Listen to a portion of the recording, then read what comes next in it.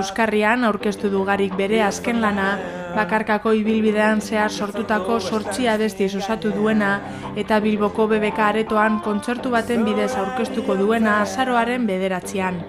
Elkar Studio Sessions Live Analogic Recording izenburuaren atzean musikari guztiak batera zuzeneko grabaketa sesioekin eta sistema analogikoaren erabilpenarekin grabatutako lana dago. Zuzeneko toma bat, zuzeneko kontzertu bat estudioan, estilo zarrean eginda edo aspaldian egiten zan bezala sistema analogikoak erabilita, estuderra.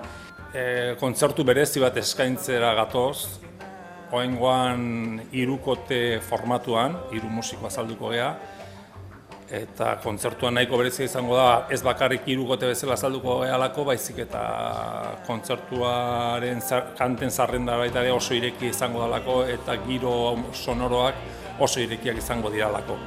Sonoritateari ezinbesteko garrantzia eman nahian ezagunak dituen musikariez inguratu da Gari azken lan honetako grabazioan. Hala Miguel Moyano gitarran, Carlos Arantzegi baterian eta Charly Solano basuan izan ditu. Denen artean sonoritate lasaia lortu dutela aurreratu du Garik, hala nahi izan duelako gaur egun erosoen sentitzen den formatua delako.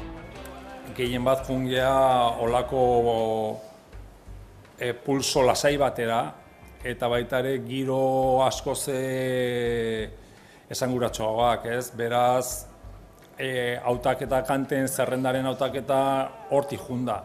Zuzeneko baldintzetan grabatzeak magia berezi bat sortzen duela adierazi du Legazpiko bakarlariak eta erregistro honek zintzotasuna bere baitan daramala azpimarratu nahi izan du.